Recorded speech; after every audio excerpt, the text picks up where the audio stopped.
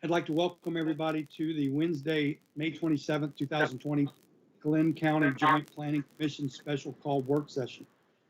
In an effort to adhere to the guidelines set forth by the Centers for Disease Control and Prevention, CDC, for the COVID-19 pandemic, this meeting is being held via video teleconference. The public has simultaneous access to the meeting. The meeting will be streamed online for public viewing through the Glynn County Board of Commissioners Facebook and YouTube pages. Commissioners, please remember to mute your microphone when you're not speaking. Staff will control the PowerPoint presentations. Please do not scroll or control the slides on the screen during the presentation. In order to start this meeting, we're going to do a roll call. So I will call your name. Please repeat your name and say present. Starting with the MPC, Commissioner Gibbs. Commissioner Gibbs, present. Commissioner Lee. Commissioner Lee. Commissioner New. Commissioner New. Commissioner Neville. Mary Neville. Commissioner Strickland. Commissioner Strickland. Richard Strickland, present. Okay. Still having a little trouble with the audio, but Commissioner Williams. Commissioner Williams and Commissioner Edgy is present. The IPC, Commissioner Kate. Commissioner Kate, present. Commissioner DiPolito. Commissioner DiPolito, present. Commissioner Duncan. Commissioner Duncan. Commissioner Ragsdale. George Ragsdale, present. Commissioner Rooks. Commissioner Rooks, present. Commissioner Torres. Michael Torres, present. Commissioner Willis is absent. Secretary Janet Loving. Secretary Janet Loving, present. Okay. And then we have Stephanie Lee from staff and Woody Giles and Caleb. Forgive me, Caleb. I need to practice this. Is it Resico? Yeah, perfect. Good job. Okay. All right.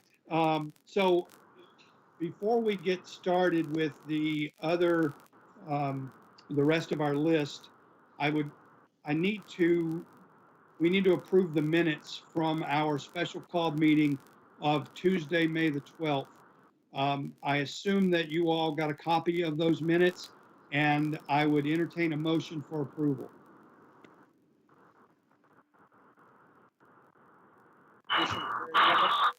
We need to go through the formality of amending the agenda first, Bill. I'm sorry, I'm having trouble hearing. We need to go through the formality of amending the agenda first. I guess, George, we do. Thank you for that. So we need to add to our agenda the approval of the minutes from our May 12th meeting. So I'll entertain a motion to add the approval of the minutes to the agenda. Move. Go ahead, Missy. I move we add the meeting of May 12th to the agenda for today's meeting. Okay, so that was Commissioner Ragsdale. Yes. Okay, do I have a second? Second, Commissioner Kate. Second by Commissioner Kate. Okay, as with the roll call, I'll call your name. Please repeat your name and vote yes or no on the approval. Commissioner Gibbs? Commissioner Lee? Agree. Commissioner New? Yes. Commissioner Neville? Gary Neville, yes. Commissioner Strickland? Commissioner Strickland, yes. I'm really having a tough time hearing Richard. Commissioner Williams? Commissioner Edgy, yes. Commissioner Kate? Yes. Commissioner DiPolito? Yes. Commissioner Duncan? Commissioner Ragsdale? Yes. Commissioner Rooks, Commissioner Rooks, approved. Commissioner Torres. Commissioner Torres, yes. Okay. All right, so we've added that item to our agenda. Now I will entertain a motion to approve the minutes. I move the minutes be approved, the minutes of the meeting of May 12th be approved with one addition, and that is that TSW is to send out a survey for the members of the two planning commissions to complete prior to today's meeting. Wasn't that date the 31st? Yes, yes. If it was, then I stand corrected, but I still think it ought to be reflected in the meeting with whatever the correct date is. True, true. But just to clarify, it was the 31st? Yes. That's what we were told in our email. Okay. Yes, that's correct. Okay, so we have a motion to approve the minutes as written with the addition that TSW is to send out a survey to be completed by the 31st, which I did receive. So do I have a second for that motion? Sherry Gibbs, second. Okay. Same as before, Commissioner Gibbs, yay or nay? Sherry Gibbs, yay. Commissioner Lee, Gene Lee, yes. Commissioner New,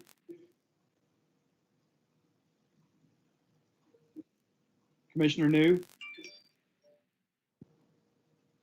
I'll come back to Commissioner New. Commissioner Neville, Gary Neville, yes. Commissioner Strickland, Commissioner Strickland, yes. Commissioner Williams, Commissioner Edgy, yes. Commissioner Kate, Commissioner Kate, yes. Commissioner DiPolito, Commissioner DiPolito, yes. Commissioner Duncan, Commissioner Ragsdale, Ragsdale, yes. Commissioner Rooks, Commissioner Rooks, yes. Commissioner Torres, Torres, yes. Commissioner New. New, yes. Okay, Janet, that is unanimous among all available parties.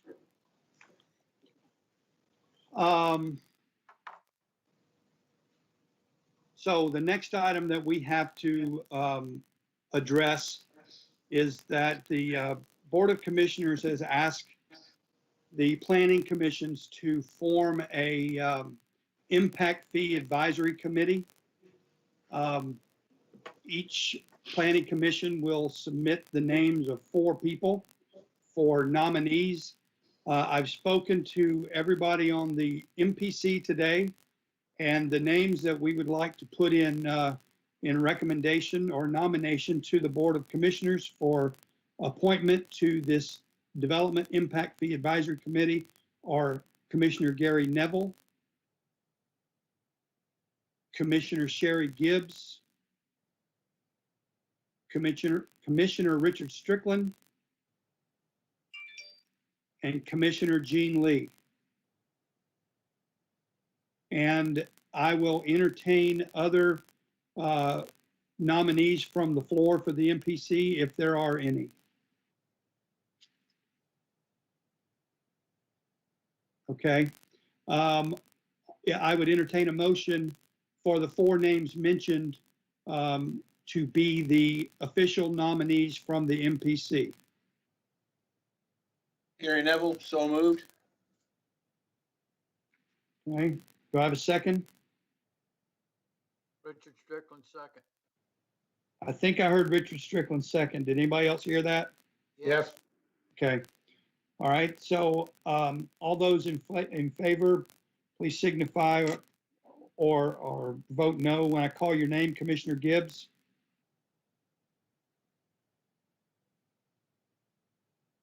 Commissioner Gibbs?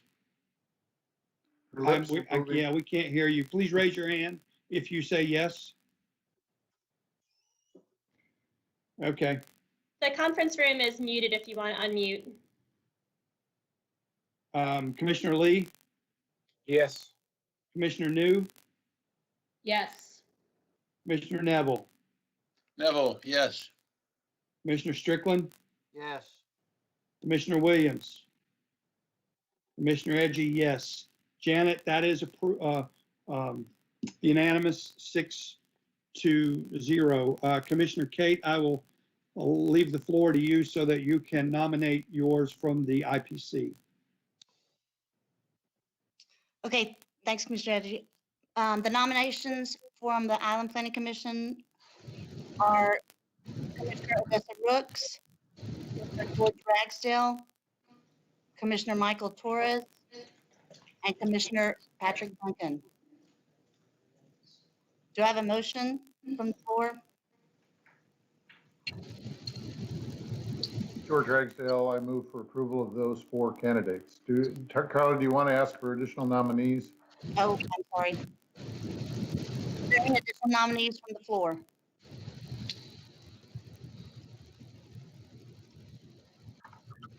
Okay, none being heard. George, were you making a motion?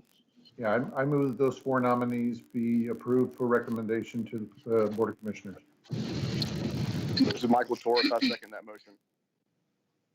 Okay, as I call your name, vote yay or nay.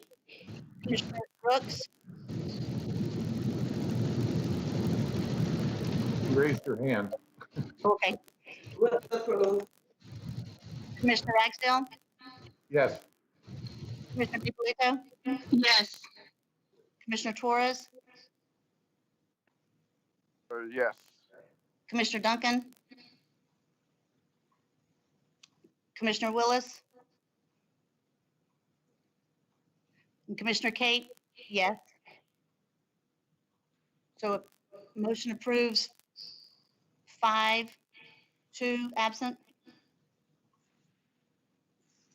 Perfect. Thank you, Commissioner Kate. All right. Stephanie, do we have any additional business or things that we need to discuss before we turn the floor over to TSW? No, sir, we can go ahead and move into the zoning code update discussion. Perfect. Woody Bill, and Caleb, the floor is yours. Bill, it's George. Can I ask a question first before we move on? Just on that last item. The way I read this, there's going to be 10 members on this committee. And I understand from what I read that the Board of Commissioners is going to appoint the other 2. Those 2 will be chair and vice chair of the committee. Is that correct? You know, I do know that the Board of the Commissioners is going to appoint the others. I was not aware of the chair and vice chair. So that very well could be. I'll leave that to Stephanie.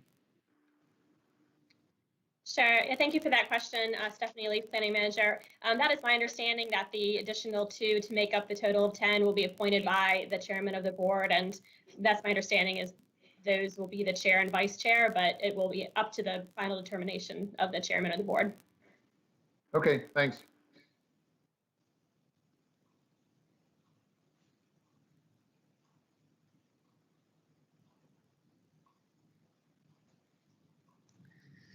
Well, this is Woody Giles with TSW, and I'm trying to share my screen here. Can everyone see the policy solutions? Yes.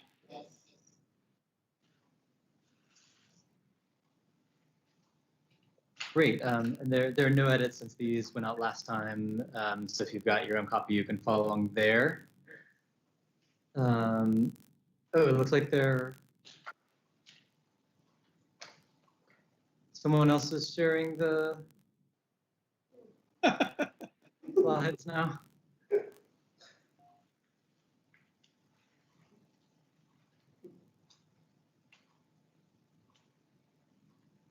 Does someone need to take it back to my screen or?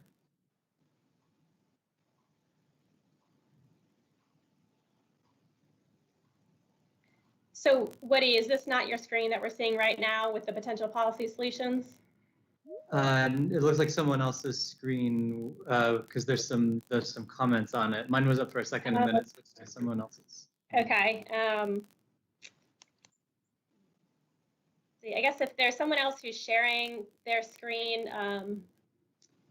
if you can hit the stop presenting button So in the same place where you hit share, you would also hit stop presenting.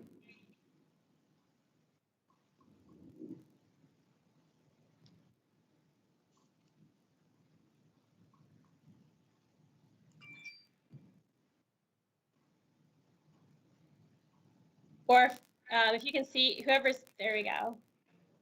Okay, this, hopefully you can try to share again, Woody. Okay, let's see. I can request this again.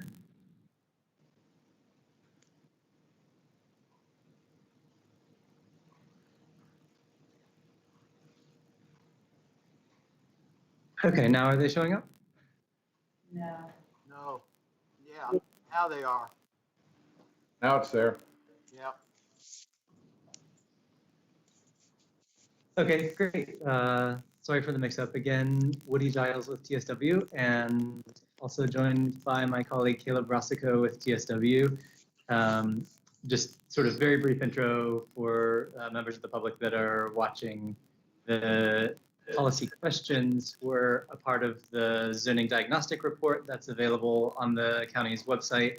And what we're looking at on screen are potential policy solutions to each of those questions. These are just draft, and the public will have a chance to comment on all of these at an open house, virtual or in person. We're still working out the details, but at some point this summer, but we're here to run through all of these with the Planning Commission. So again, thanks for your time. I know this is, zoning is not a soundbite kind of conversation, so I really appreciate everyone's time to take a second chunk of time and go through these. So any, I think we left off here at number 26. There's no number 25 because the numbering matches the original policy questions, and some of them got combined into the same items. But any questions before we jump in at streets and transportation? Are you asking about questions about number 26, Woody, or just in general? Just any general questions before we start looking at these.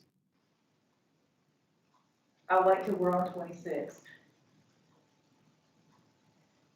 Okay, so we'll jump right in, and again, we've got a hard stop a little bit before 5, but we'll make as much progress as we can today. So number 26, street design standards today are just minimum width requirements. A number of different solutions here, which again, we could decide to advance all of these solutions or some of them or edit some of them, but solution A is rephrasing those as requirements rather than minimums. Solution B is about requiring certain street design elements. Solution C would be providing a menu of different street designs for developers to choose from. Option D would be requiring all new streets to be designed to public street standards, even if they were private streets. Option E would be requiring all new streets except for single-family residential to be public streets. And solution F would be keeping things as they are. So any, and again, our goal today is not so much to figure out which of these is the right solution or the best solution, but just which of these we need to keep on the table for the public to discuss, or which of those we need to change. Woody, this is Sherry Gibbs. The question I have for you is on potential solution E. And are you saying that we already have this solution in place? I'm curious about the prohibit gated streets and why that is. Currently, and Stephanie can correct me if I'm wrong, but gated streets and private streets are allowed in the county. There are a number of jurisdictions that prohibit those entirely and require all the streets to be public and open to the public. We didn't think there would be an appetite for that in Glynn County for single family developments, although correct us if we're wrong. So we were proposing that all new streets except for single family residential would be required to be public and not gated.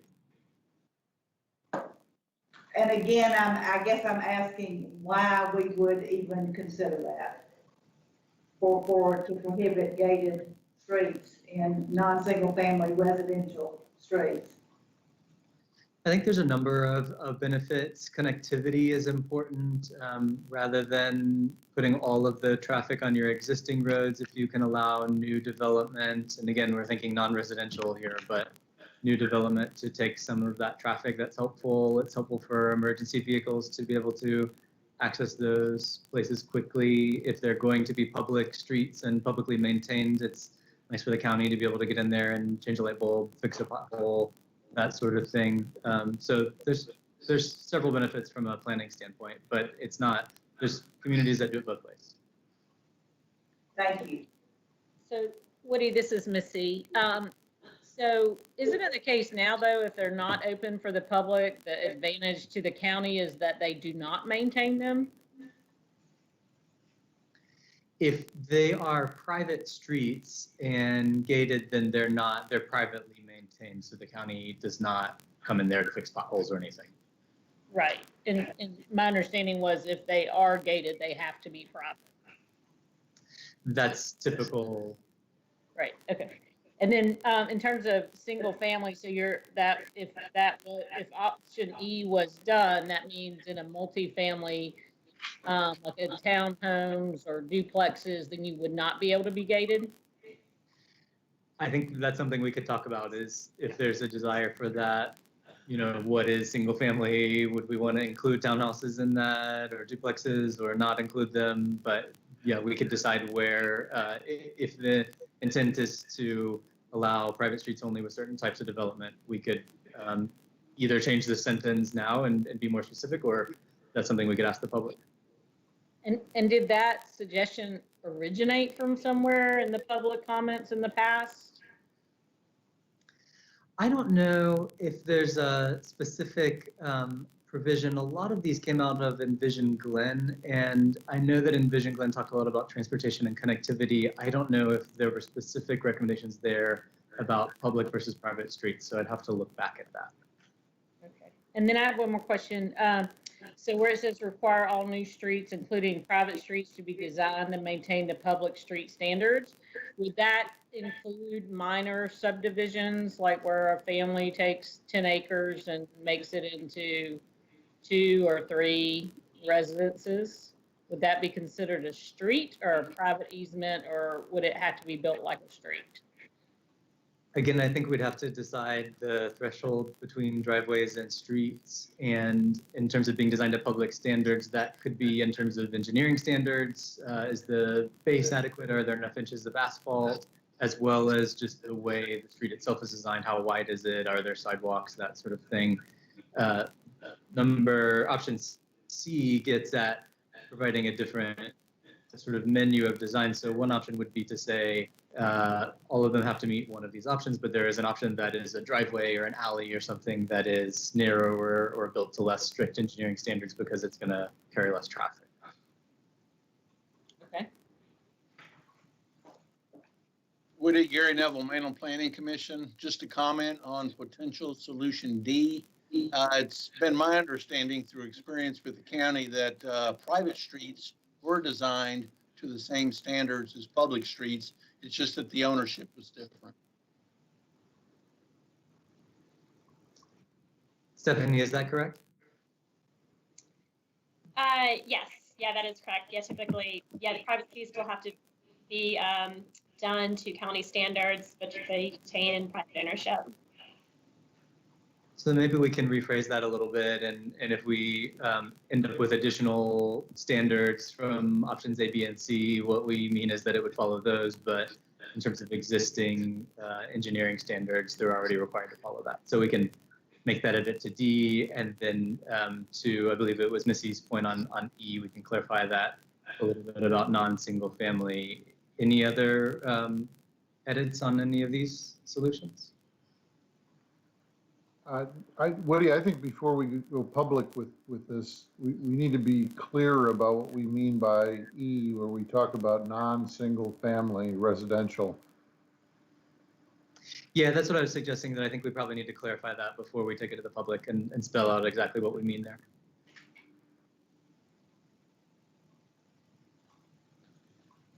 Woody, this is Sherry Gibbs, Mainland Planning Commission. I'm still confused about why this is even in here. In potential solution E. Okay, well, maybe we should look back at Envision Glynn and see if that's specific, and if it's not, maybe this is one of the items that we take off the table and don't share with the public. All of these items, I know several of you have already done the online survey, and I appreciate that because I know that's a lot of work to go through all the items, but the commissioners that haven't done that, it would be really helpful for us to do, because on this call in our previous meeting, we can only hear from a few people on each of these items, but being able to see if everyone's in agreement about E, that it should be taken off the table, then absolutely we can remove that from consideration. Thank you.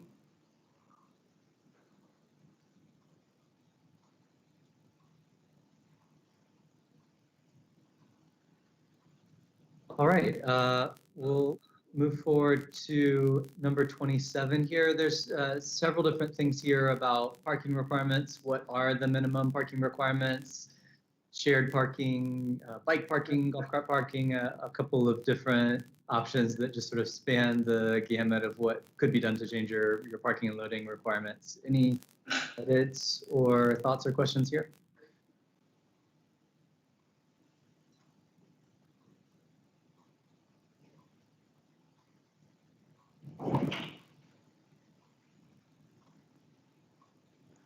I think it would be helpful to be clear in each one of those, whether we're talking about residential or commercial parking spaces. Yeah, that's a challenge. I know that's a question that several of the commissioners have brought up on a lot of these, and it's a challenge because we have so many items and different options that we're presenting that we're going to have to figure out how to distinguish between commercial and residential on these when we ask the public. Each of these could be different in a dozen different uses or different ways, but we want to try and limit the complexity of what we ask the public. So I think why don't you right have now, one? the Why intent of don't you these have one policy solution? Why don't you have one policy solution that deals with residential and one that deals with commercial? Two separate questions. We could, the challenge is just the complexity. You know, the survey that went to the commissioners has, I think, 274 questions. And so if that doubled because we're looking at commercial and non-commercial, that's probably too much for the public. But I think some of these really do need to be distinguished between residential and non-residential. So there may be some of these that we could create a matrix and have the solutions as options and residential and non-residential as other options for people to choose from. So I think we'll have to think about that, but it's a good point. And George, are you getting at the single family, or are you thinking more intense residential? Because in my opinion, most of these usually only apply to commercial or mixed use type development, not really to single family or townhomes or anything like that. And I'm thinking primarily residential, primarily on the island with the short-term rental problem that we have. Okay. You know, limiting the number of vehicles that can park anywhere off street, if you will.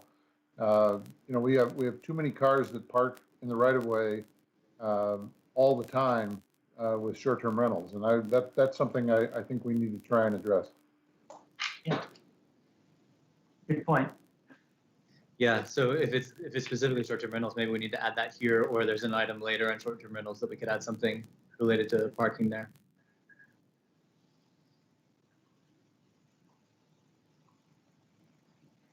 Do we currently have, this is Sherry Gibbs again, do we currently have minimum bicycle parking requirements and golf cart parking requirements? No, those don't exist today, and that's something that we heard about in our initial conversations with sort of alternative transportation. Zoning doesn't really tell people how to get around, and so some of that is conversations that are outside of this effort. But in terms of what the zoning could do, if you require businesses to put a bike rack out front, or maybe certain areas there's golf cart parking spaces, then it could encourage those modes of travel. Thank you. And I think all these, you know, we talked about this last time, but the solution for all these may be different on the islands versus the mainland. There are places where it doesn't make sense to bike and places where it's great to bike. So we'll have to figure all that out.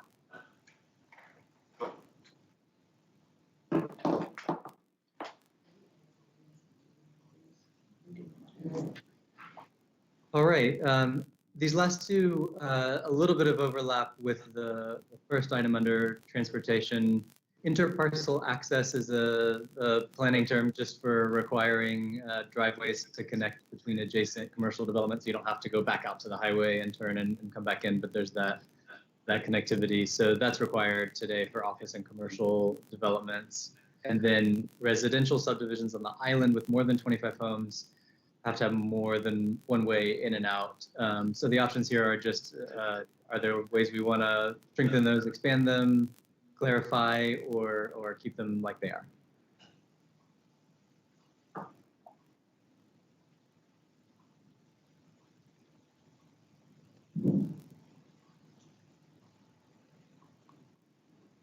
And then 29 is pretty simple.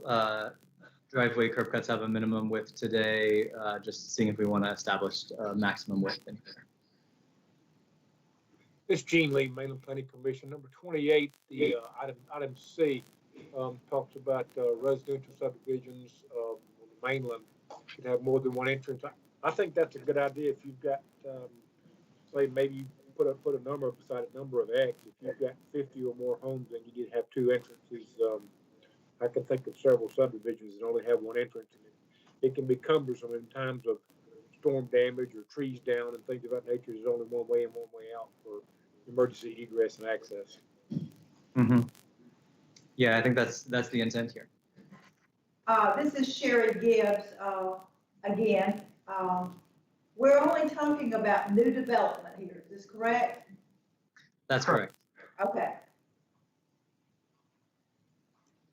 This is Gary Neville, Mainland Planning Commission. As far as the multiple accesses go, there are some parcels that don't have the ability to have that. And there, if we go that route, I'd like to have some sort of variance type option to go with that also. Yeah, that's a great point. And we've seen that in other communities that have this requirement. You know, if your property backs up to the water or something, there may be no other way to connect. And so we can write that in. Yeah.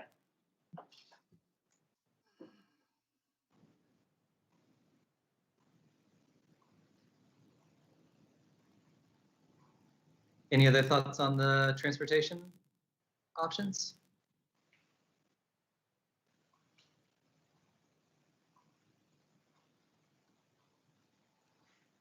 All right, then we'll move on to the last category, miscellaneous. There's a lot of different things here, and we may kind of recategorize some of these before we present them to the public, because this is sort of a mishmash. So apologize for things being in a random order, but we'll run through some of these. Number one, family is defined in the zoning code, which can seem weird to people, but it's important to have that definition so you can define what a single family house is. Your definition today doesn't allow for certain types of households, so we were proposing to update that just to allow for additional living situations, which are probably happening anyway and not being enforced, but just to codify that. Explain to me again, if you will, why it's necessary to define family size. I don't understand how in a code or ordinance or policy that we should even be getting into that. Yeah, it's a question we get a lot, and it's a little hard to understand. Basically, a single family house or a dwelling is defined as a dwelling for one family. And so then you have to say what a family is. You know, if a dozen fraternity brothers get together and say, we're really a family, we want to all live in this house, and, you know, that doesn't violate the code, I think a lot of people would say, no, that's different than, you know, a couple that has 10 children, even if both of those are 12 people. So typically, you see a definition that limits, yours does by blood or marriage, I think is the definition. So you can have as many kids as you want. There's no limits on that, or marriage. But there are just a couple of situations. The two that came to mind were adopted children who would not be related by blood, so technically would be not captured by the definition of family, and roommates if there was a couple or a family that wanted to have a friend staying with them, that would not be allowed under the current code. And how is that not part of the roommate exclusion? Roommates are just not allowed today at all, and many communities allow those and just limit the number. You can have a family and one roommate, or you can have a family and two roommates, or a certain number of roommates, or however it is, but yours doesn't have that provision. So technically, if a family wanted to have a friend live with them, that would not be allowed. I think this is a very dangerous place to be. I agree. Well, just so look, also you have in here, that adopted children also excluded. But once you adopt a child, it becomes part of the household. So I don't see why you would have adopted children to be excluded. Yeah, typically that's not excluded. It just comes back to the definition, the way Glynn County defines family. Most other communities define it in a way that would include adopted children, and Glynn County does not. So I think we just need to work on this definition. You know, the county attorney will agree that we need to define this so that we're not creating any unintended loopholes, but we also don't want to regulate too strictly or things that we don't need. So I think we just need to decide what the numbers are and what the type of household situations are that we want to allow. This Gene Lee, Maine Planning Commission, I think you're creating something that's completely unenforceable if it ever were to go on the books. There's no way you could enforce this. I agree. This is Sherry Gibbs. I want to go back to your situation where you talked about 12 fraternity brothers that say they're a family. 12 fraternity brothers can buy a house. It can be in 12 names, and you cannot refuse to allow them to live in a single family house. So I agree with everybody else that says that this is not something we can enforce or should be involved in. This is Bill Edgy. Is there currently a definition by which we determine what is acceptable and what is not? In other words, you can't have more than 12 people living in such and such square footage. I don't know that there is. If there is, then I'm ignorant to it and maybe a little embarrassed by that fact. But is there a definition currently? There is I can't see it now, so Stephanie or Caleb, if you have it or know it by memory, there is a definition of family, which is what this is based on. And then there's also, I believe, provisions in the housing code related to crowding that would limit the number of people per square feet, regardless of whether they're a family. Yeah, the current definition, which I've got here, is one or more persons occupying a single dwelling, provided that unless they are all regulated by blood or marriage, no family shall have more than 5 persons. So that's kind of what we're trying to clean up. Yeah, but Commissioner Edgy, again, my next door neighbor has 12 children, half of which are adopted, half of which are not. They range from 18 to 6 months. Wow. Yeah, So it's 14 people living in a house the size of the house that my wife and I live in. This is Richard Strickland.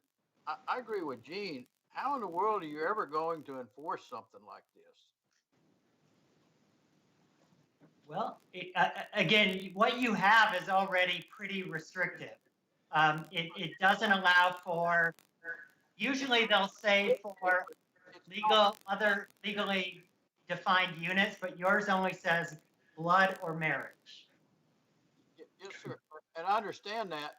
It gets back to the point of how are you going to enforce it? I mean. Oh, yeah, it's very difficult. So one option here would be to add a solution C that says, you know, don't limit family situations or household definitions, but let the building code, if it's an issue with health or crowding, then there could be a code issue, but we sort of relax the reins in terms of the definition of family here, or get rid of it entirely, the restrictions. Yeah, I just agree with what everybody else said. This is a sticky wicket here.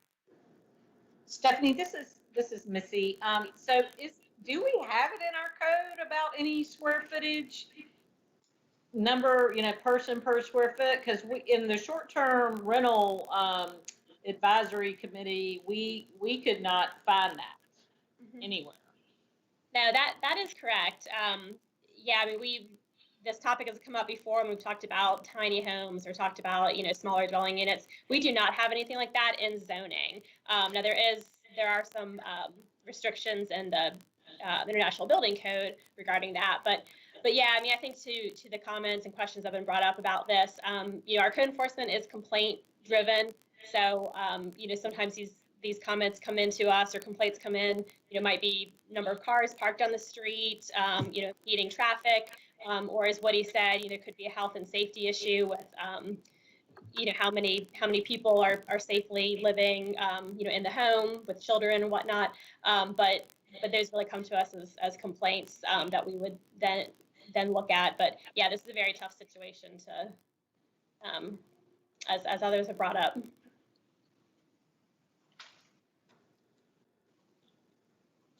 Yeah, so I think we don't try to define family.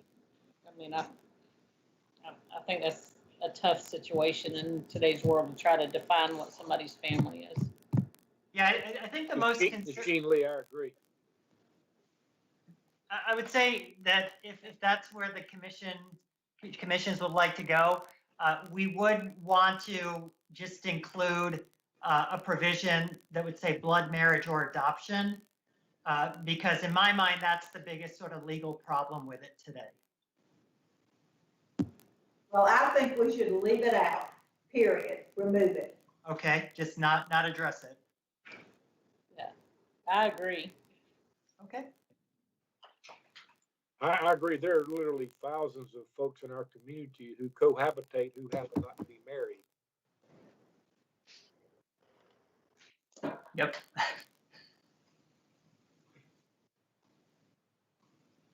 Okay, then we can add that as a potential solution. Which would be the no change, Woody, I think.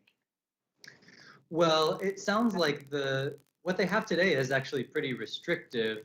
So that would be B. A would be expanding the definition a little bit, and then C, if we wanted to add a new option, would be sort of getting rid of that restriction entirely. Not limiting what a family is at all, and maybe just letting the building code or housing code regulate it when it gets to a point of crowding, but not actually through the definition of family. Yeah. And Woody, just a follow-up question to that then, if we do remove the definition of family, then when we have definitions about one family dwelling, two family dwelling, does that then change those definitions? Because we refer back to the definition of family in those. Yeah, it does significantly. I would recommend that we don't take it out, because that is the whole principle of being able to regulate occupancy is based on family. So I think you need to have a definition, and I'm sure your attorney would tell you that. The question is, do we need to change it? Do we need to stir the pot up? And that's a policy decision. But I would advise you not to take it out, because then you could end up with boarding houses and rooming houses and all these things that so much zoning has gone in place to prevent. Okay, thank you. Can you provide us with other communities' examples of defining family that are current based on the real world examples today? Absolutely. That might be helpful. Okay. Will do.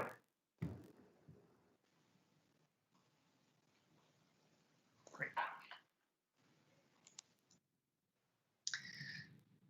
Okay, number 31 is just sort of a placeholder for us. We know that there's a parallel effort going on related to short-term rentals, so we want to not duplicate any of those conversations, but take the results of that effort, some of which will be outside of zoning, just very specific regulations, but to the extent that that affects the definition of certain uses or zoning related things, we want to make sure that those are part of this update.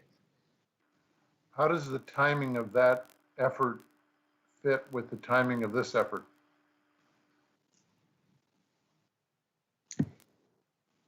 I can try to answer that. Yeah, we've been checking in on that. At this time, I know that has not been completed, so I know they're still working on that project as well. I imagine that would be finished before the timeline for our zoning update to be finished, but I don't have a set time on that.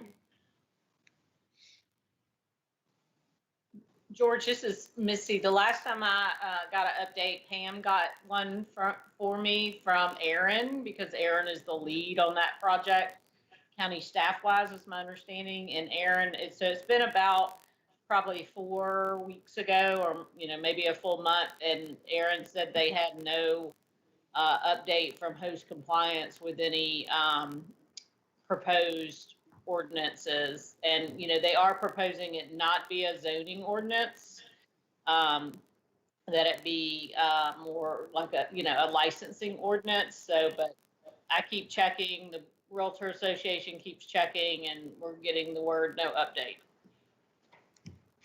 But they originally had hoped to have it to vote on it in May or June before COVID. We had a meeting with hosts in February. Thanks, Missy.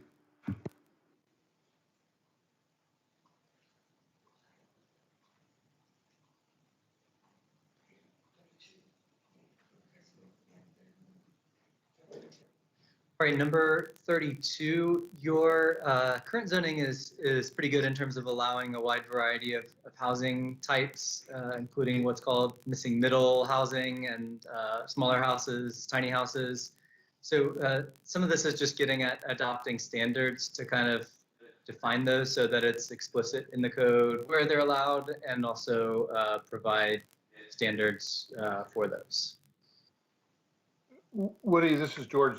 This shows up 2 or 3 times in here. I think for us, and probably for the public, to be able to effectively look at some of these where there's a reference to a standard, that standard needs to be made visible to people so that they can understand what we're being asked to evaluate. I don't know about anybody else, but I don't know what the International Residential Code Appendix S looks like. Yeah, and I think that's hyperlinked in the online version of this, the survey that went out to the Planning Commission. So you can take a look at it there, or I can provide a link. It's pretty easy to find. Basically, the building code has certain requirements that are not intended for very small houses or dwelling units. And so Appendix S gives the building official the flexibility to allow for creative design and smaller rooms for those type of dwellings, but spells out standards so you make sure you're still getting quality and something that meets code. It's pretty technical for a non-architect, but I agree we should make that visible. And one advantage of, we're still figuring out what our public open house looks like, but one advantage of having an online component of that is that we could provide those resources. It'd be easy for the public to click on that and read that as well to understand more of what's behind some of these ideas. Thanks.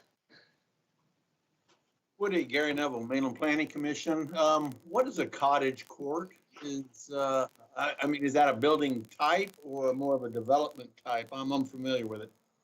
Cottage court is more of a development type. It's usually smaller houses that are clustered around a common green space. You see them really popular with empty nesters, retirees, because there's you're not mowing the lawn, someone's mowing the common area in front of you, and your house is maybe a little smaller, but the houses are all still detached. So it's a form of detached single family residential. Okay, sounds like a conservation subdivision that we have, which we haven't used because it needs to be rewritten. It's sort of a conservation subdivision on a very tiny scale. Thank you.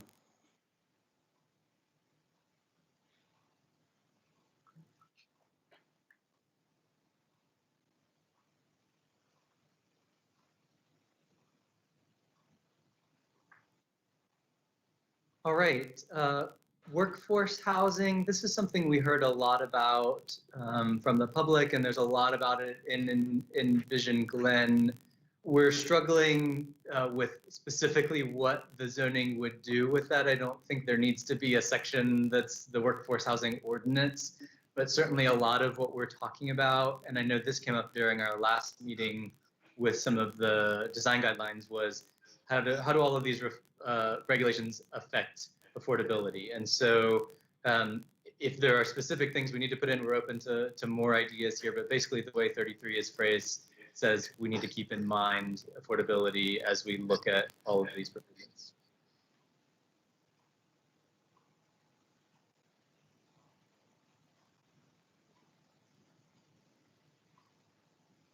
Okay. 34, this is just something that's not really defined in your current regulations, and so there's a lot of different ways we could regulate them, and there would need to be a lot of discussion of where they were allowed. But this is basically proposing that carriage houses and accessory dwellings be defined so that we could spell out where they're allowed and not allowed. And then mother-in-law suites, which are called lockout units in your code today, which is a bit of an unusual term unless you're trying to lock out your family member, maybe, do count toward the total number of units in a development. So option B would be sort of exempting those from the count or allowing them to count as a fraction of a unit.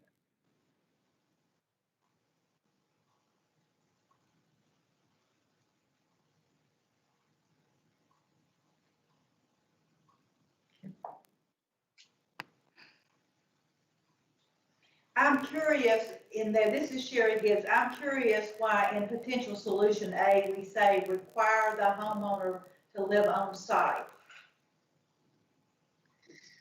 That's a good question. That's one of our most common questions we get, and I would say one of the most common provisions of communities that do regulate accessory dwellings. The goal there is, you know, if I have a house and accessory dwelling, whether that's a garage apartment or a basement or carriage house, whatever the options are, me living in that house and being the property owner and renting that to someone is different than both of those units being rental. There are communities that don't distinguish there and are fine with the whole property being rented or the two units being rented separately. And obviously there's overlap here with the short-term rental, but a lot of communities tend to say you can have that accessory unit as long as the property owner is living on site. But wouldn't that be a subdivision regulation, not a county regulation? Yeah, a lot of subdivisions are already going to regulate this, especially ones that are built out and have an HOA. But this would be for new developments, for historic areas that don't have HOAs. So a lot of the South Island would be subject to this. A lot of the more rural parts of the mainland would be subject to this. So yeah, with many of these, they would not apply where subdivision already has more strict regulations.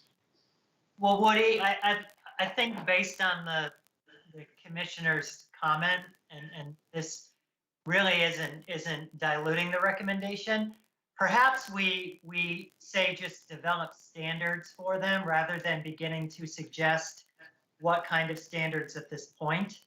Mm-hmm. That feels a bit better to me.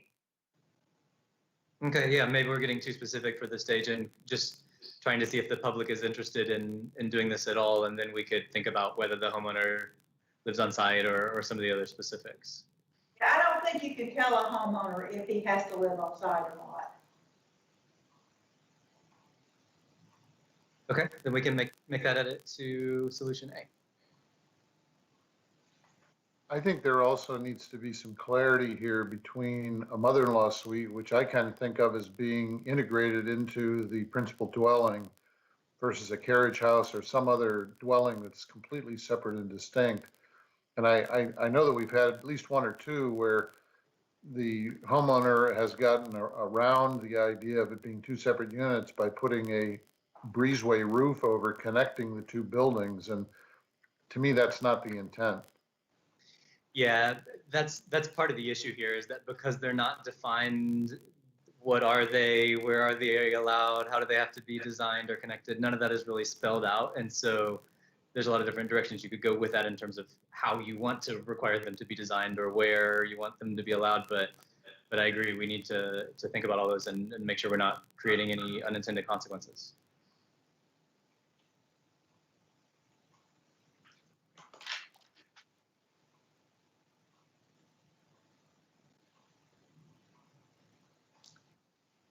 All right, number 35, and we're getting into some of the sort of environmental things here. A lot of these come out of the Envision Glynn, the comprehensive plan. Energy codes, there's an energy code that applies to new buildings and major renovation. One option here would be to adopt the 2018 code rather than the 2015 code, which is what you currently are on. And then options B and C are other different standards that could affect certain types of new construction for energy efficiency.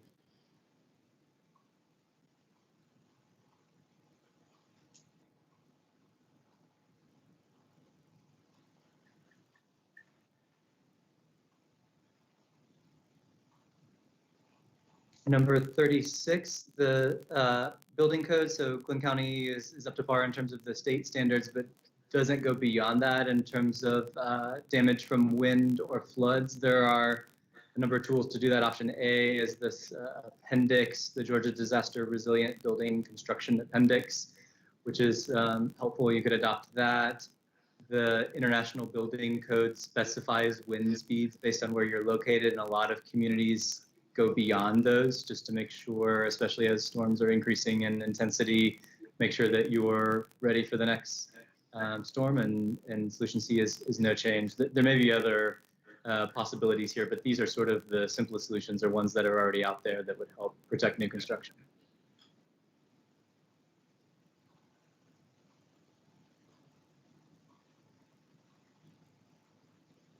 And we know that all of these are going to require a lot of conversation. So these are not easy topics by any means. Right.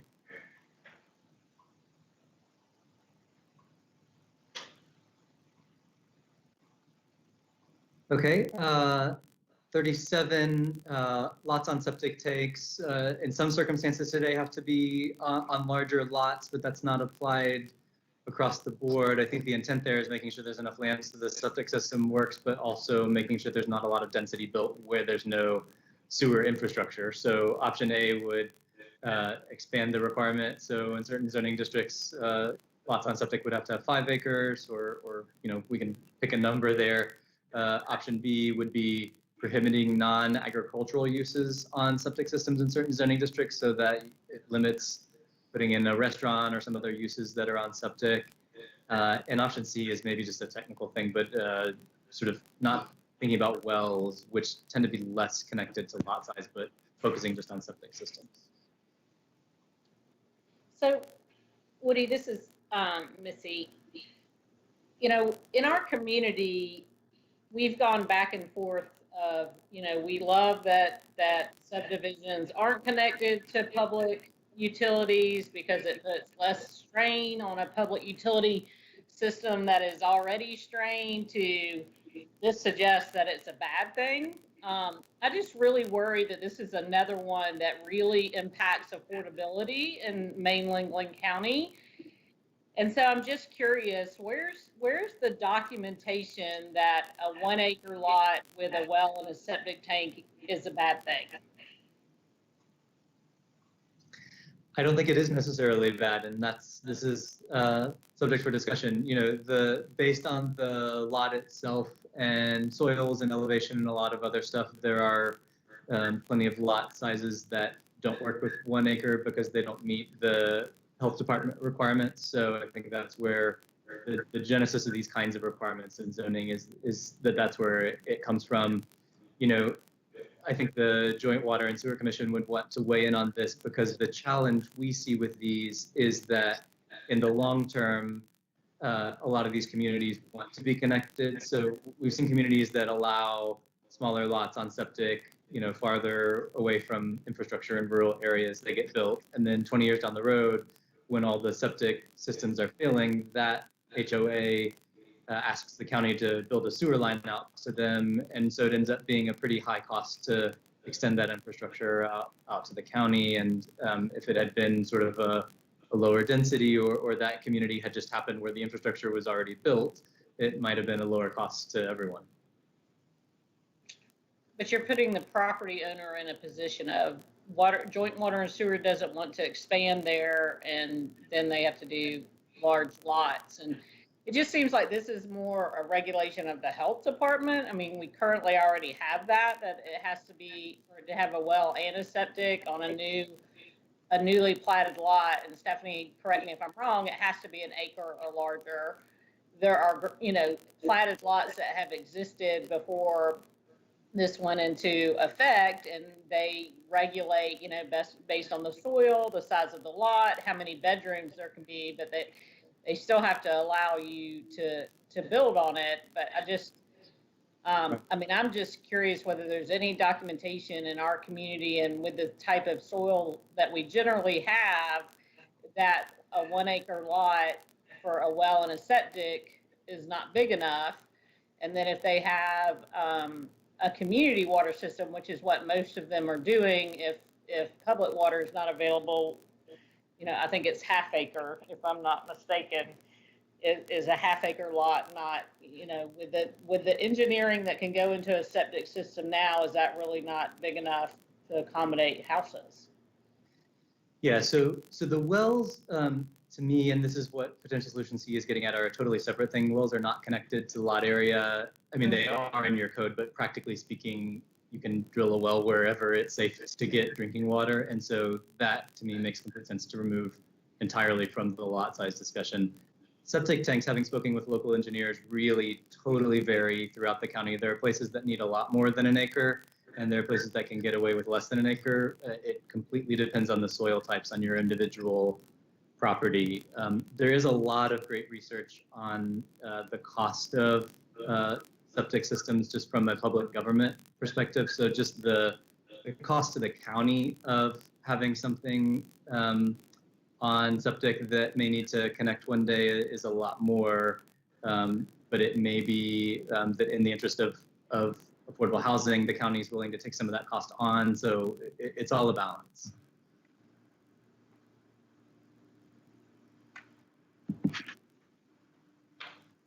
I think that rather than requiring. Go ahead, Missy. Oh, this is Stephanie. I think in response to Commissioner New's question about, I think data for our area too, I think, Woody and I can definitely reach out to environmental health and see if there's, some additional information that might be helpful as we research this. What I started to say is, rather than requiring a specific lot size, to me, it's an engineering design question. I think requiring somebody that wants to go on septic to lay out their septic system, drain field, and requiring them to have enough space in their lot to lay out a backup system as well, so that in the event the first one fails, they have the ability to put in a backup system, doesn't restrict the lot size. It defines the lot size based on the nature of the lot. And what I think is missing from here is that there ought to be an inspection and cleanout requirement for anybody that has a septic system. Yeah, requiring space for a second system is definitely something that could be done. The requiring maintenance and cleanout is something we've seen before, but it's not super easy to enforce. And getting back to Missy's comment that I didn't address about the communal, sort of the small scale sewage treatment systems, those, we do often see regulation about those because those are more complicated if they fail, and they have to have some legal structures associated. You have to create an HOA even if there's not an HOA otherwise to be able to have those types of systems.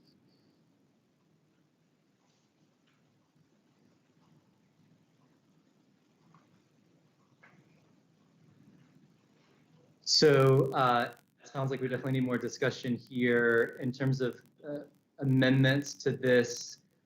Just would it make sense to sort of delete the 5-acre number and sort of talk more generally about minimum lot sizes there and see how the public responds to that?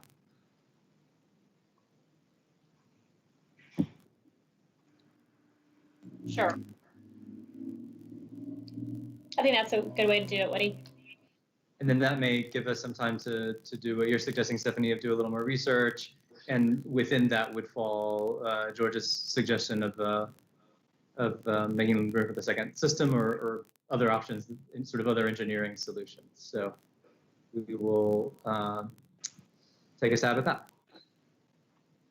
Eugene Lee, I agree with deleting the 5-acre provision. Okay. And I'm really curious, this is Sherry Gibbs again. I'm really curious if, with a public weigh-in on this, I don't really see how the public, and I don't know how many members of the public would even be knowledgeable enough about this to make a decision or a suggestion. I mean, I could be wrong, but I just don't see that. Yeah, it's a challenge we run into everywhere we update zoning ordinances. This is a very technical task we have here.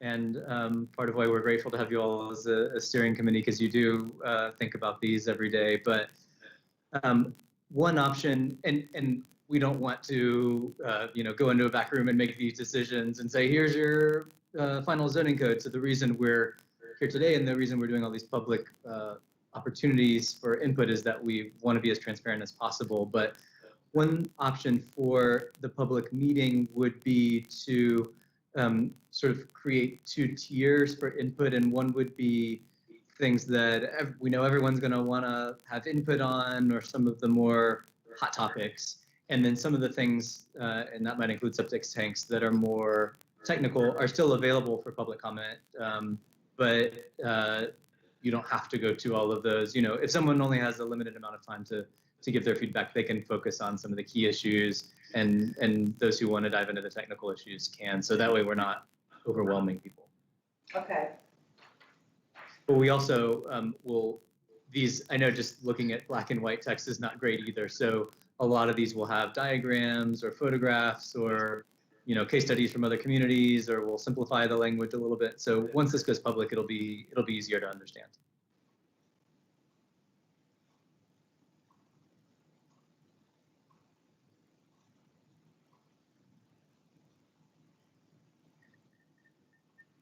Okay, 38, this will be, I know, a big one to discuss. The FA forest agricultural zoning is called forest agricultural, but it really is half-acre subdivisions with half-acre lots today, and so clearly not consistent with the rural character or with the recommendations of the comprehensive plan. There's a lot of different ways to look at that, and honestly, the septic regulations and some of the other things we're talking about overlap a lot with this, but options A, B, and C would just be increasing the minimum lot size, so allowing farms or larger residential lots, but not the smaller lot subdivisions.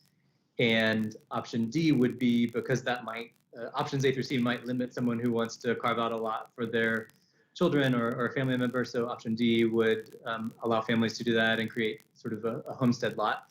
And option E is no change. So any thoughts on those? Woody, Gary Neville, Mainland Planning Commissioner. Potential solution D, I believe that's how, and it used to be called minor subdivision, how that ordinance was originally created. And I think it was by George Underwood back in the early 80s. And he had somebody come to him and they wanted to carve out a piece. So they created the ordinance for the minor subdivisions on that. And I guess my only issue would be is if, because we have a lot of FA parcels that are far under 10 acres and such, and trying to limit those as far as subdividing goes, because a lot of people will build a house on it and they don't want to give away the farm. In fact, there's some bank lending institutions They don't want the whole tract. All they want is the house and the 1 acre that goes with it for collateral on it. So there needs to be a way somehow to work that in there too, if we do modify that. Yeah, absolutely. I think the intent, if we decided to consider something like this, would be sort of prohibiting a developer from coming in and creating a small lot subdivision. But if a property owner wanted to do a minor subdivision to create a lot, they could. And yeah, we may need to think about how that works from a lending perspective and mortgage lots and all of that.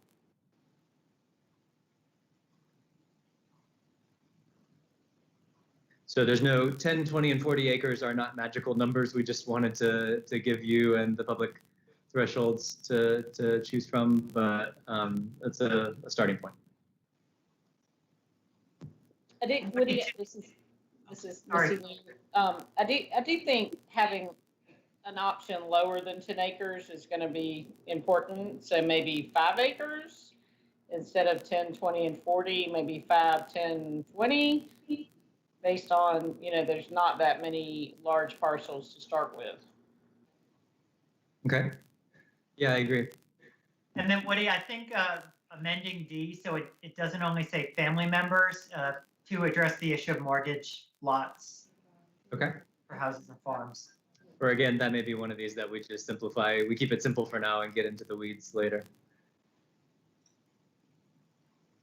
Okay, and we've got 43 minutes. Okay, great. I appreciate it.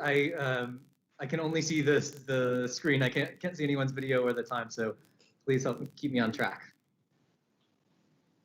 Any other thoughts about the FA zoning?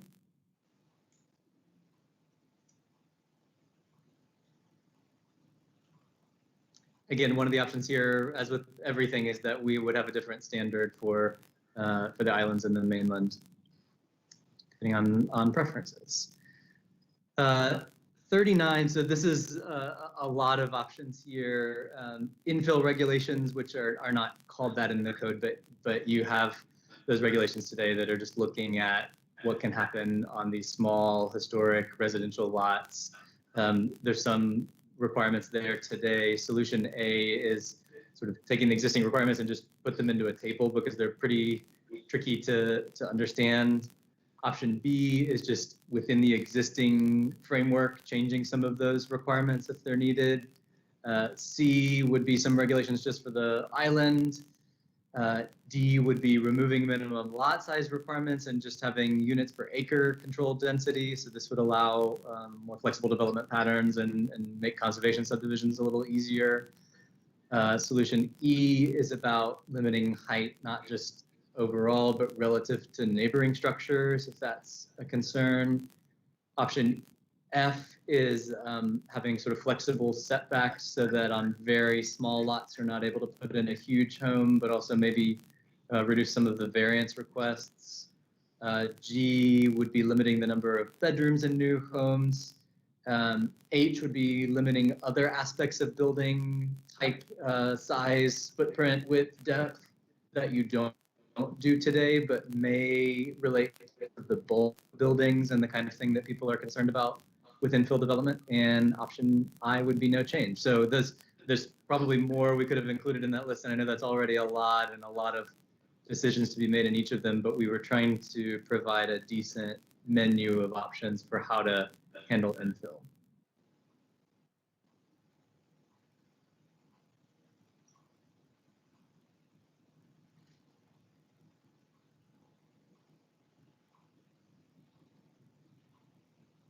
So any thoughts on these or anything that you as a planning commission are seeing a lot of concerns or confusion about any of these that we need to make sure we're addressing?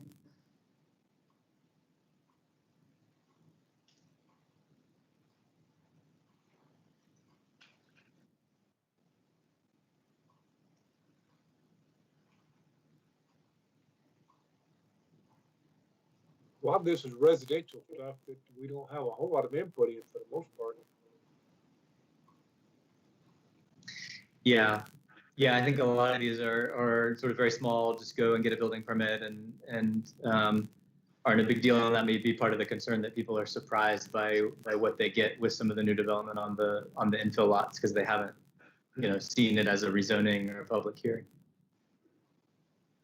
I think the other issue is that we don't really have a lot of this in our county anyway.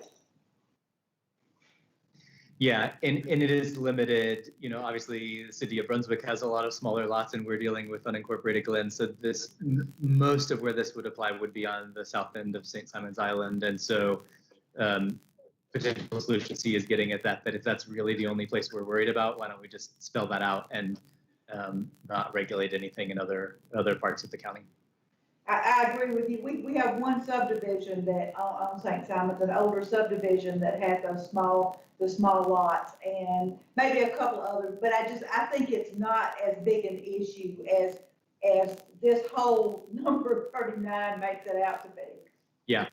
Yeah, there's a lot of text here, and this may not be the biggest problem we look at. It's just a stickier one.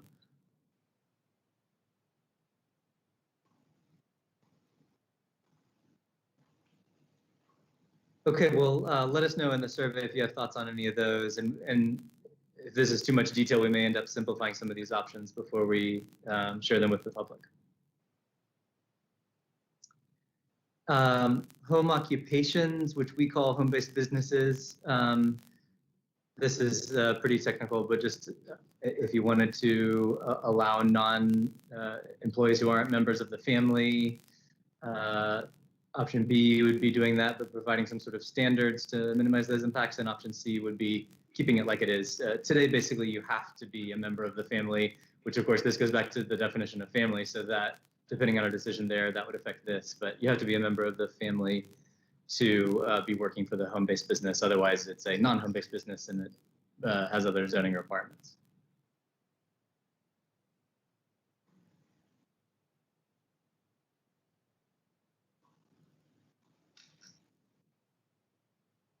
Okay, cats and dogs. This is a little funny, and I doubt that the county is going door to door enforcing this ordinance, but it is spelled out that cats and dogs are the only pets allowed today. So A would just expand that to allow things that people probably are already doing.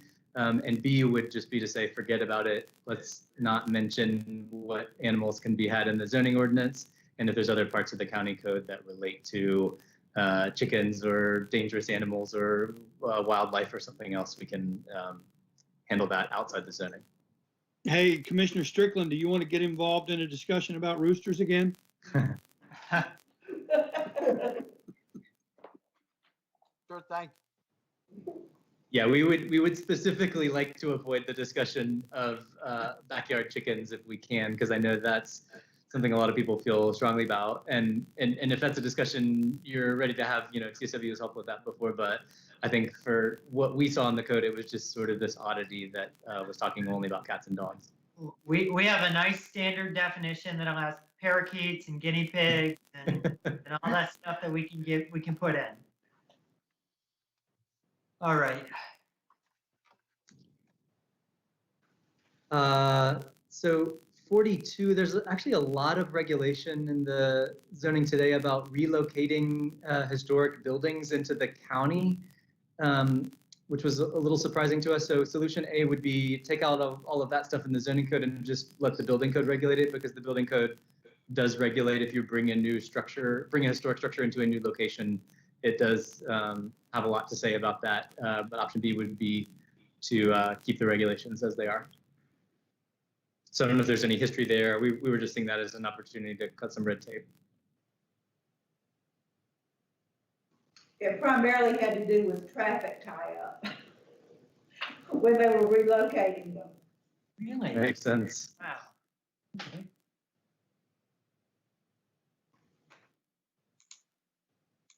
All right, 43, light pollution, which I know folks are talking about this time of year, especially with sea turtles, but new light fixtures today have to be full cutoff, and there's maximum lighting levels, but these do not apply to single family houses. So potential solution A would expand that to apply to single family houses. Again, this could just be on the islands, just the mainland, just on the coast. We would have to talk about where this was. Option B would be expanding the requirement about maximum light levels to apply at the property line regardless of the adjacent zoning. C would be sort of keep things as they are, but create more strict standards just near the coast for marine wildlife. And D, keep things as they are.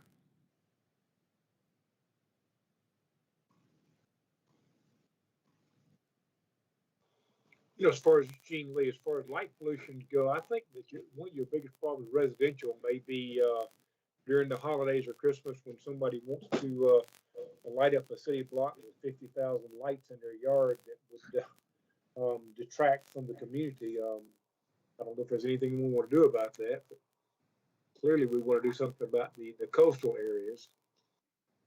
Yeah, that's a great point. We'll want to have some sort of exemption for holiday lights, but that is a question on all of this. You know, are there rural areas where people are just want to see the stars and light pollution is a concern, or is this mostly a coastal concern? I think we'll have to see what the appetite is for that.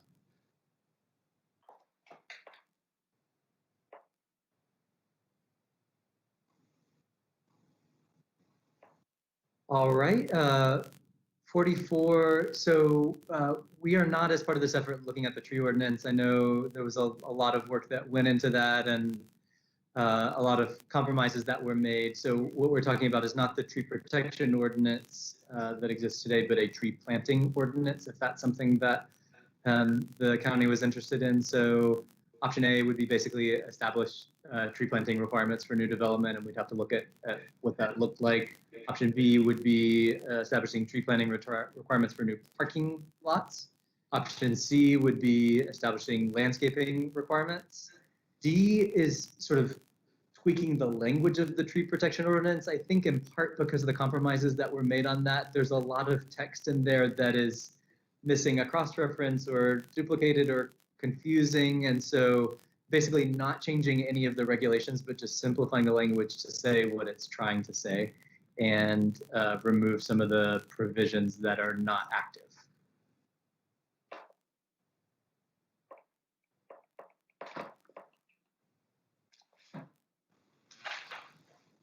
Woody, Gary Neville, Mainland. As far as the planning and tree requirements and all that, if we wanted to put something in there, I think it ought to be incentive based, where you want to maybe reduce some parking, but don't have to set aside the area. Maybe you plant some trees and possibly it doesn't even have to be on your site. We've talked about that before, but in a lot of cases, there may not be a whole lot of room to plant trees. A live oak tree takes a whole lot of space once it becomes mature. Mm-hmm. But that tree can't interfere with the power lines. Amen.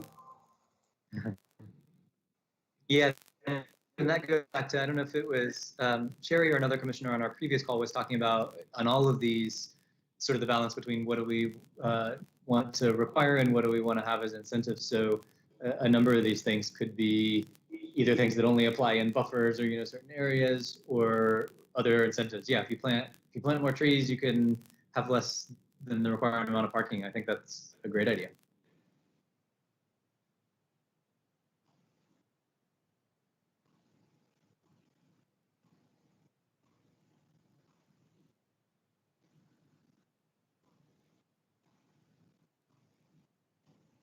All right, just a few more options here. Conservation subdivisions, and someone mentioned these earlier. There's some conflicting regulations about them today. So this is, all of these solutions are getting at just sort of clarifying that.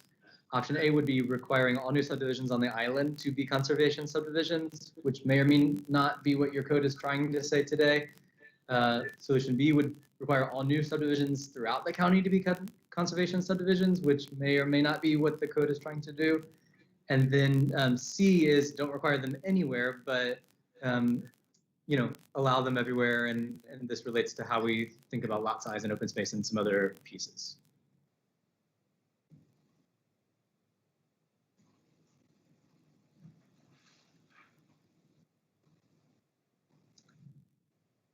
Any thoughts on these?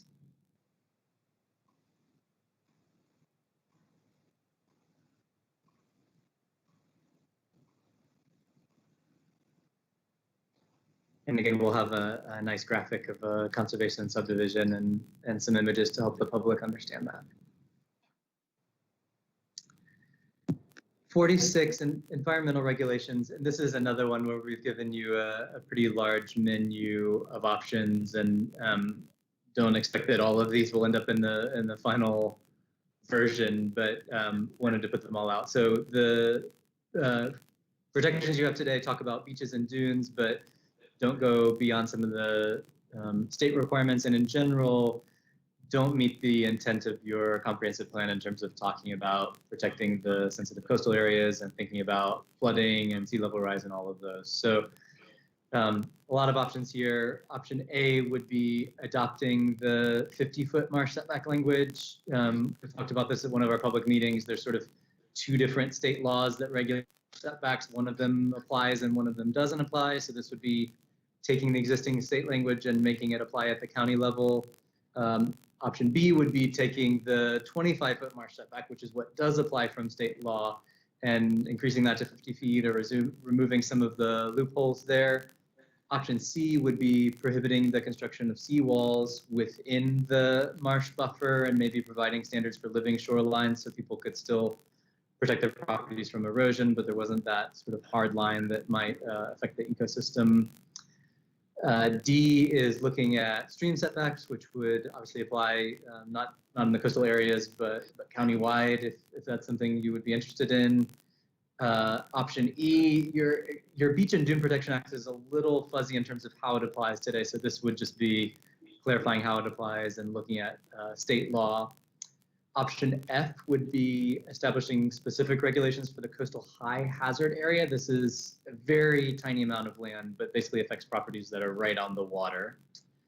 Option G would be some sort of setbacks or other standards like the ones we've laid out here that might expand over time to allow for changes in the coastline or rising sea levels. Option H would be a wetland setback. Option I would be just rezoning some of these sensitive areas to conservation preservation CP. Option J would be creating an overlay district that looks at some of these options and more, and option K would be no change. So again, I know that's a lot, but comments or edits on any of these? This is Commissioner Kate. I definitely think there needs to be much stricter guidelines on this, on the island especially, with a mixture of a lot of the solutions. I'm not saying each and every one, but I think this is definitely something we need to discuss, have much stricter guidelines on.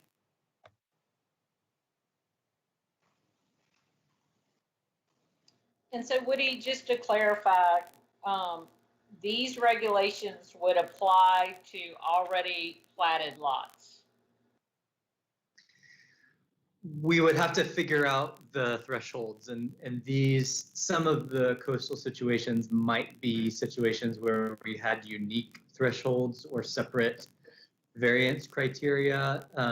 The intent of these is that they apply to new construction, and clearly, you know, new buildings, new developments, new subdivisions would be subject to whatever we're talking about. But if you're expanding a house or, you know, expanding the footprint or something, does that apply? What do you do about renovations or adding a second story if you're not changing the footprint? There's a lot of situations that I know are already addressed in the code, but we would have to think about how they, if there's something unique about the coastal and environmental regulations that we might need to just make them more flexible. Well, yeah, I think if some of these were put into place, existing platted lots that people have put their hard-earned money to would be rendered unbuildable. Exactly. Yeah, that's one thing we would have to, if we decided on any of these specific things, we would want to do some mapping work and say, how does this affect existing lots? And you're right, if a 50-foot setback makes a certain lot unbuildable, then we definitely would need to make sure that owner was able to, you know, of course, continue doing what they're doing, but also had the option to apply for variances, or that we're not totally shutting anyone down. Yeah, typically in a case like this, we do include a provision that exempts any previously platted lot or allows for administrative variances. Because obviously those homeowners or those property owners bought that property with an expectation, and typically communities don't want to go in and change what that expectation is. And I think it's no accident that almost all of the Georgia Supreme Court cases on coastal regulations are from Glynn County, and we've read a lot of those and spoken with the county attorneys about that. And any ideas like this that we end up moving forward, we would need to run by them because there's a lot to think about. Yeah, and I think it would be helpful in at the beginning of number 46 that you clearly state what the state law is and that Glynn County has a 25-foot setback, because I think the solution A and B are confusing. It makes it sound like we're breaking the law in solution A because it sounds like we're not enforcing what the state law is. Yeah, I see what you mean. So maybe, yeah, maybe that could be rephrased or just spelled out a little better what it is, or even switch B and A might make a little more sense too. Woody, Stephanie reminds me we have 13 minutes. Okay. I think we've got just a few more, but I wanted to see if there's any more comments on the environmental regulations, because I know there's a lot here.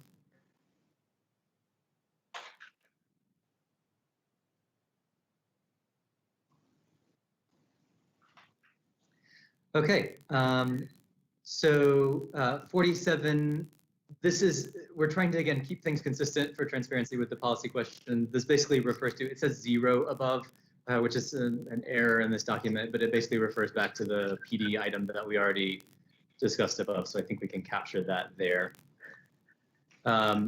48 here, zoning currently prohibits rezonings to R6 on St. Simon's Island. Option A would be move that into the comprehensive plan where it might make a little more sense, or it could be part of a table, which is what 49 is. Option B would be expand that and add some other zoning districts to that list, which may be a good idea to sort of distinguish between the islands and the mainland, or it may be that if we end up with other regulations that are different or overlays or something else, that sort of covers it. And then 49, closely related, your comp plan today has pretty broad character areas, and so it may make the county decision a little harder in terms of rezoning. So having a compatibility table that connected zoning districts with future land use designations rather than just character areas would spell that out and make it a little easier for the county to make zoning decisions and to deny zoning decisions that are not consistent with the comp plan. Any thoughts on those two?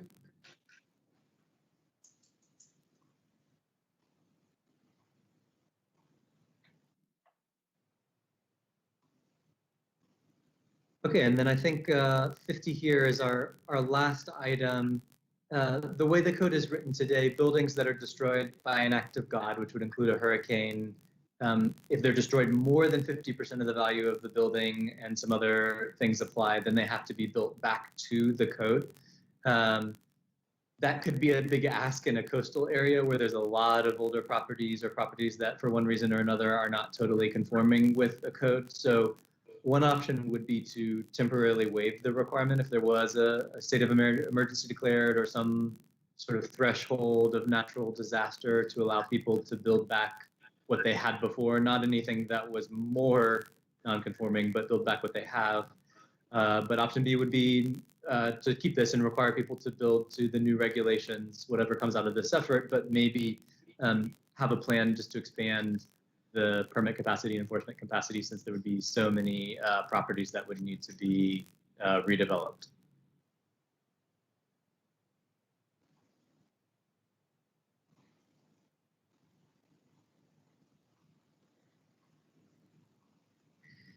Any thoughts on that, or any other issues that we haven't talked about, or anything we need to go back and discuss?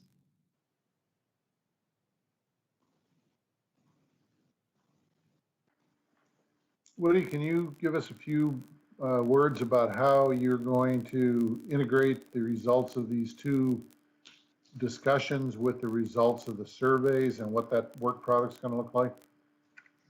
Sure. So I think our intent, and I haven't spoken with the county yet, but our let me see if I can share my screen so I can see you all again. I think our intent is to provide a summary of the responses to the online form, which I really would encourage you. I know several of you have already done it, but everyone who hasn't, I think we said until midnight on Sunday, just so we can take a look at that first thing Monday morning. But if everyone can sort of check yes or no for all of those options, it would be really great just to have all of the commission's input so that we know, because I know not everyone has been able to share on these meetings. So that will be, the survey will be sort of the what we look to as we're deciding whether to add or remove options, because that will show us whether there's a majority of commissioners weighing in on that. But some of the other edits and stuff that we've talked about on the call, of course, will make that. So I think the plan would be to provide a summary of the results or the raw results of that survey, and then a amended version of the policy questions to send those out to the commission, and then ultimately that revised version will be our template for what we're asking the public at the open house. Thanks.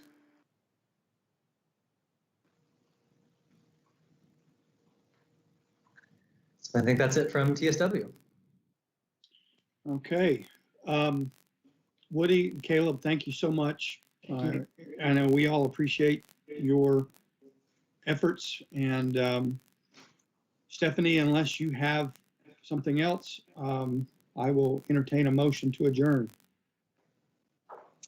Yeah, the only thing I was going to remind everyone is just the survey. If you can submit that by midnight on Sunday, May 31st, that'll enable TSW to compile all the answers and work on the next steps. So thank you all very much, and thanks, Caleb and Woody. Stephanie, are we still virtual for June meetings? Yes, sir. We are still virtual for June meetings. The June 2nd Mainland Planning Commission meeting has been canceled because we didn't have any other items except for public hearing items, and we're still not doing public hearings via teleconference. June 16th IPC, we have not yet canceled that. We're still evaluating if it's possible to do a public hearing via teleconference, but right now we haven't found a way to do that. But please stay tuned, IPC. I'll let you all know real soon whether that meeting is canceled or not. But right now we're still holding it out as a potential possibility. Thank you. Okay. Any other questions for staff, commissioners? Mr. Chairman, motion Okay. adjourned. We have a motion to adjourn. Have a second? Second. A motion and a second to adjourn. We are adjourned. Thank you all very much. Thank you very much. Bye.